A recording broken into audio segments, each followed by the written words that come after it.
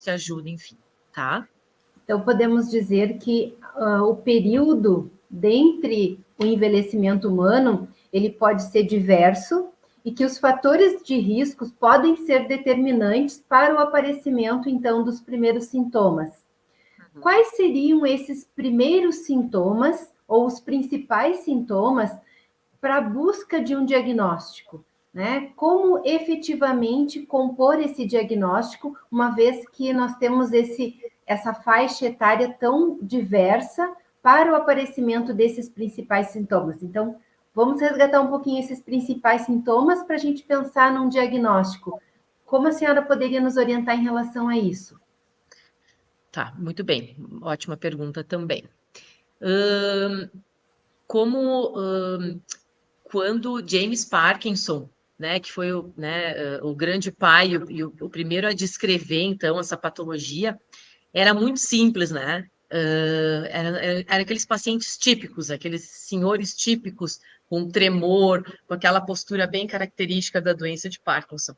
Então, era muito simples diagnosticar, há um tempo atrás, porque o sintoma era muito parecido, né? E hoje em dia o que a gente percebe é que os sintomas são muito variados, né? Então, isso é o que torna a neuro sempre um grande desafio, né?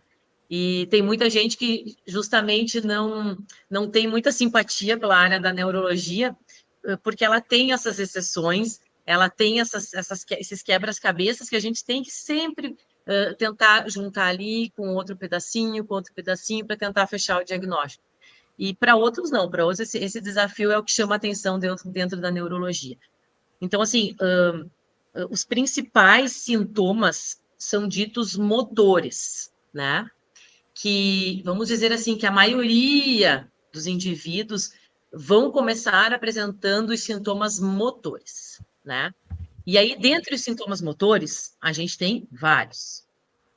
O mais típico deles é o tremor, né? Então, que é o mais simples. Então, e tem muitos indivíduos que começam assim mesmo, com aquele tremor típico, né?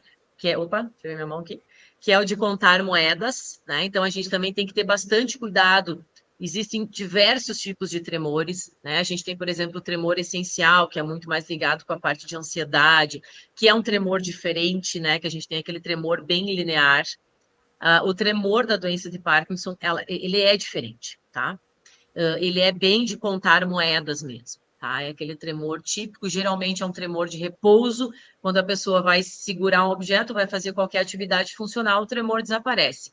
Quando ele simplesmente está parado, aquele tremor começa e às vezes o paciente nem percebe que está tremendo, né? Então, a gente tem como um dos principais sintomas o tremor, né? Mas existem outros tipos de Parkinson, que também depois a gente vai conversar um pouquinho, que os assuntos eles se relacionam, né? Que é aquele paciente que fica mais rígido, que é aquele paciente que vai começando a ficar mais lento, já tem uma dificuldade grande de fazer atividade, se sente endurecido, é essa palavra que eles trazem para nós. Só que, de novo, como diferenciar uma lentidão, uma bradicinesia de um envelhecimento, né, um envelhecimento fisiológico normal, né? Então, assim, geralmente é algo que vai se instalando e a pessoa vai perdendo a qualidade de vida. Você se tornar lento conforme os anos vão passando, a gente sabe que isso é uma coisa normal, né? Só que, assim, a partir do momento que essa lentidão, que esse endurecimento, né? Esse enrijecimento, ele vai prejudicando o teu dia a dia, opa, tem alguma coisa aí, vamos investigar, que foi aquilo que eu falei no início. Então, a gente tem também esse outro tipo, que a pessoa começa, então, com essa bradicinesia, começa com essa lentidão, fica mais rígida para fazer os movimentos. No inverno, então, né, com esses dias típicos, essa umidade, eles se sentem pior ainda, né? Então, isso tudo está dentro dos sintomas motores. Tem outros que começam com quedas, simplesmente com quedas. Né? São indivíduos que não têm nada, que não tremem, que não têm lentidão de movimento, que não têm um enrijecimento muscular, mas que simplesmente começam a cair, e começam a cair do nada, né? Estão caminhando, simplesmente cai. Então, assim, a queda também, às vezes, ela é um dos principais sintomas dessa doença. Então, eu fiz um resumão, tá, gente, do que geralmente aparece nos sintomas motores. Mas, hoje em dia, tem muitos e muitos estudos na literatura que, né, eu sempre brinco com os meus alunos, do que será que a gente vai morrer? Será que a gente vai morrer de uma doença neurodegenerativa ou será que a gente vai morrer de tumor, de câncer? E se vocês optarem por uma doença neurodegenerativa, peçam para ter Parkinson, porque é a doença mais, hoje é uma das doenças mais estudadas, né? Pelos pesquisadores, enfim. Então, existem muitos estudos hoje na literatura já trazendo alguns sintomas não motores, que já antecedem muitos anos antes de se ter um diagnóstico da doença de Parkinson, né? Como, por exemplo, constipação. Hoje, essa microbiota intestinal está sendo muito, muito, muito explorada. Por quê? Porque começaram a observar com o tempo, os pacientes, os indivíduos com Parkinson, a maioria apresentava constipação. E aí, quanto tempo, né, tu tem esse problema? Enfim, eu tenho desde jovem, olha, desde que eu me conheço por gente, eu tenho esse problema intestinal.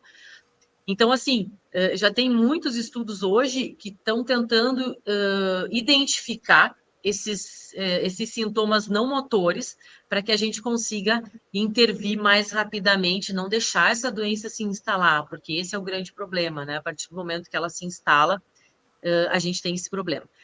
Outra coisa, dificuldade no odor, né? Em sentir cheiros.